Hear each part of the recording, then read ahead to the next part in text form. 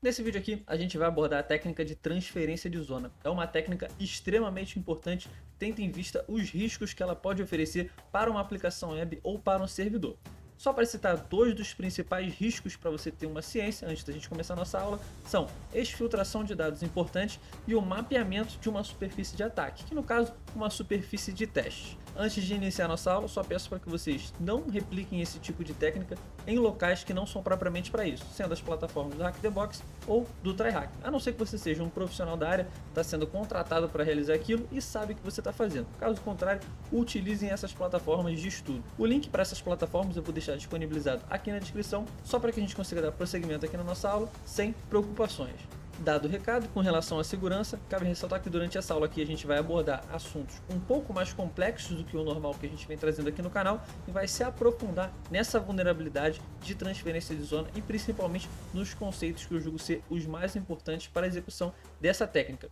Vou pedir para que você se inscreva aqui no nosso canal, deixe um like, deixe um comentário. Cada interação que você faz aqui com a nossa plataforma é importante porque faz com que o YouTube entenda que o nosso conteúdo é de relevância e vai começar a divulgar e vai começar a engajar muito mais o nosso canal. Então é só deixar o seu comentário, deixar o seu like, que isso com certeza vai ajudar bastante a gente. Antes de abordar a parte mais importante da nossa aula, eu vou deixar vocês também com o recado da SQL Cloud, mas isso daí um pouco mais à frente do nosso vídeo. Sem mais delongas, vamos ao conteúdo de hoje, que a gente vai explorar transferência de zona. Diferentemente do convencional, onde eu trago vocês para a parte prática no meu Kali Linux e a gente vai explorando, nesse vídeo aqui eu vou mostrar para vocês o meu Notion. Todo o conteúdo que está nesse Notion é o que de fato eu utilizo. Então, ao término do vídeo, eu vou passar lentamente para que vocês consigam tirar print de todo o conteúdo que está na tela e anotarem aí no registro de vocês. Mas vamos lá, vamos entender o que é uma transferência de zona. Para a gente começar a entrar nesse assunto, é importante que vocês tenham os seguintes conceitos memorizados, que são os três, que é o conceito de DNS, é o conceito de servidor DNS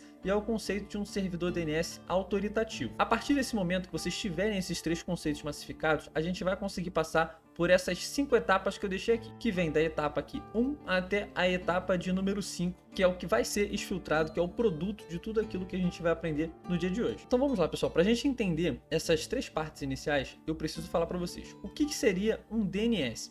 Um DNS, basicamente, ele é uma representação de um nome para um endereço de IP. Então, basicamente, a gente tem ali, no caso aqui, o exemplo.com, que é o que vai ser replicado durante a aula de hoje. Esse exemplo.com, ele é um nome. E esse nome, ele tem uma representação em IP. Por exemplo, o exemplo.com é referente ao IP de número 1.1.1. Só para que vocês consigam entender basicamente o que eu estou querendo dizer. Um servidor DNS, ele vai ser o responsável por receber esse nome e referenciar a um IP. Então, eu tenho meu nome, toda vez que eu quiser fazer uma requisição para aquele nome ali, eu preciso saber qual que é o endereço de IP relativo àquele nome. E o servidor DNS é o que vai pegar esse nome, vai pegar o DNS e vai resolver em um endereço de IP. E o que seria o servidor DNS autoritativo? O servidor DNS autoritativo é o responsável por enviar toda a informação que tem na zona daquele nome. Pô, Aquiles, mas isso aí ficou muito complicado. O que está acontecendo aí?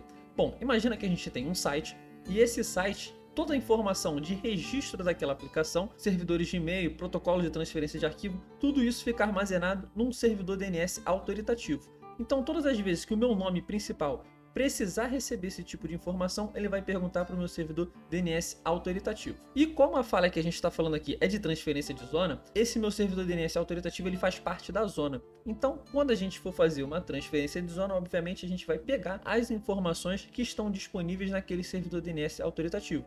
E esse é o risco principal de uma falha de transferência de zona. Então, tendo esses três conceitos já massificados, de DNS, servidor DNS e um servidor DNS autoritativo, a gente pode prosseguir na aula de hoje. Então vamos lá. A primeira etapa é a identificação de um domínio, que nesse caso aqui a gente já identificou que o nosso domínio é exemplo.com. A segunda etapa é verificação dos servidores DNS autoritativo. Então, pessoal, para a gente conseguir realizar essa transferência de zona, a gente tem que ter ciência de quais são os servidores DNS autoritativos. E para isso a gente vai precisar utilizar a ferramenta DIG. Um pouco mais aqui embaixo eu deixei um exemplo de como a gente consegue descobrir quais são os servidores autoritativos para um domínio específico. E a gente vai poder fazer isso utilizando esse comando de dig ns exemplo.com.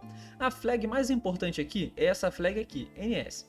Basicamente, para cada tipo de pesquisa no registro de uma aplicação que a gente for fazer, existe uma flag diferente. Como vocês podem ver aqui embaixo, eu deixei várias flags de exemplo para vocês poderem entender como está funcionando. Por exemplo, se a gente for utilizar aqui a flag SOA, ela vai fazer uma pesquisa diferente da flag NS. A flag SOA ela contém informações administrativas, como servidor DNS primário e o e-mail de administrador. Já que a que a gente vai estar utilizando de NS vai servir para a gente conseguir definir os servidores autoritativos para a zona do domínio.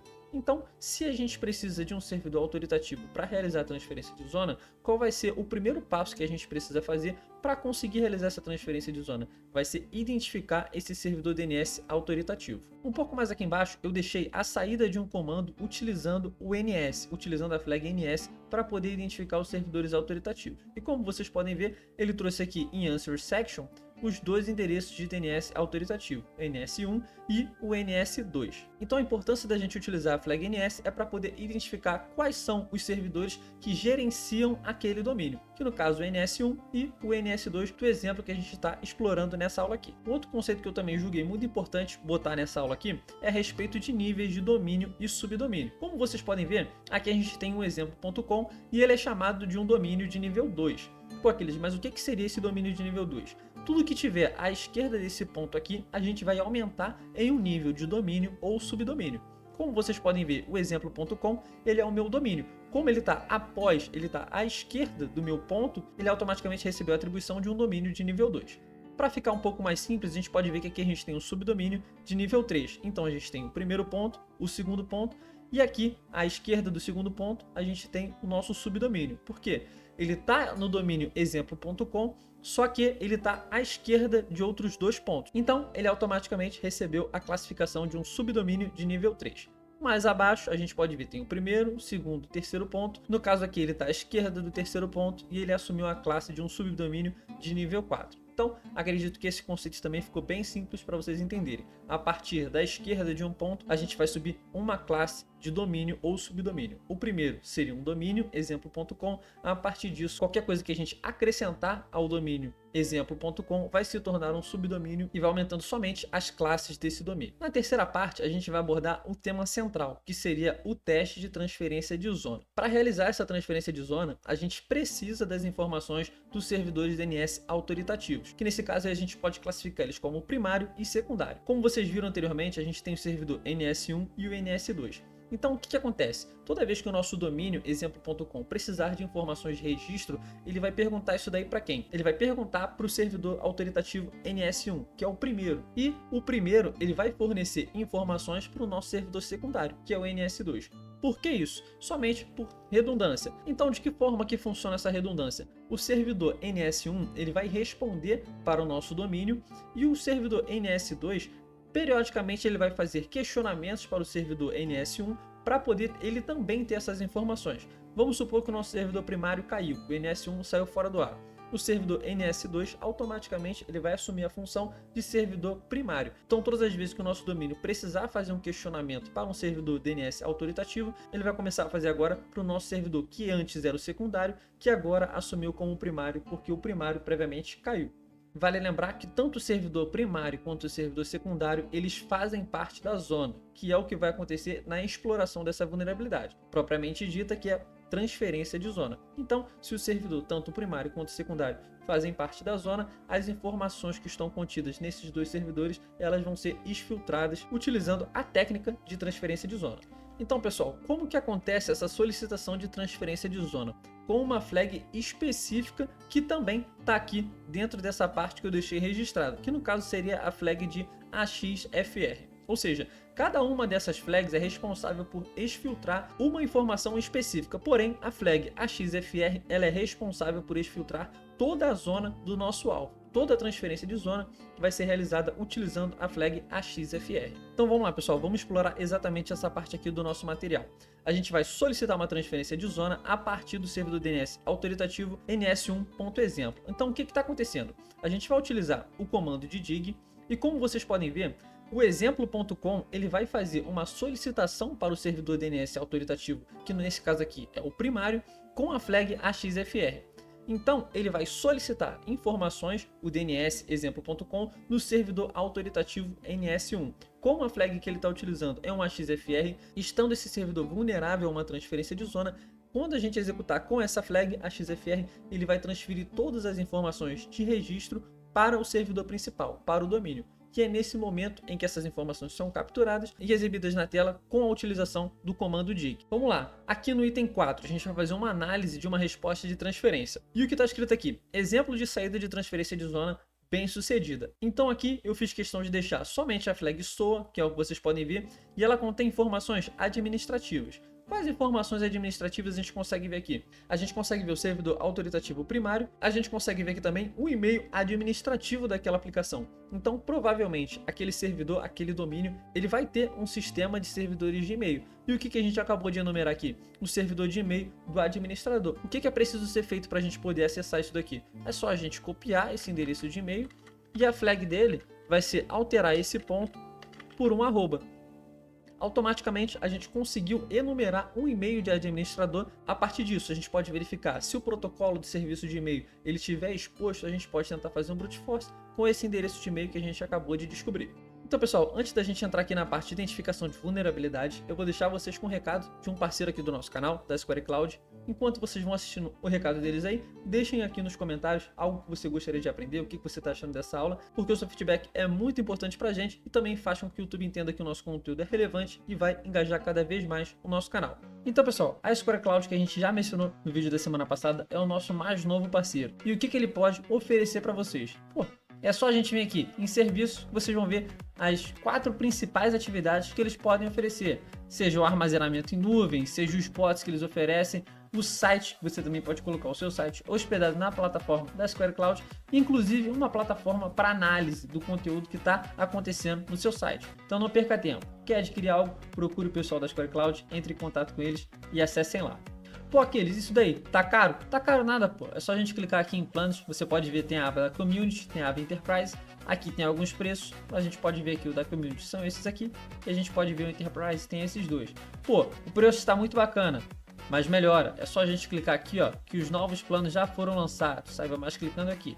Aqui você pode ver que existe uma atualização nos preços e nos benefícios que você ganha assim que você contrata um plano. Então, dê uma olhadinha em tudo, ficou com dúvida, entre em contato com o suporte e eles vão esclarecer todas as dúvidas que vocês tiverem. Vamos para o vídeo de hoje. Então, pessoal, se vocês conseguiram assimilar todo o conteúdo que eu quis trazer para vocês aqui, todos os conceitos, é na parte de identificação de vulnerabilidade, onde todo esse conteúdo vai começar a fazer sentido. E você pode se perguntar, pô, Aquiles, mas por que isso daí? Por que só agora que vai começar a fazer sentido? Se a gente conseguiu enumerar o nosso servidor autoritativo com o comando NS, descobrimos ali. A partir disso, a gente começa a realizar testes utilizando a flag AXFR.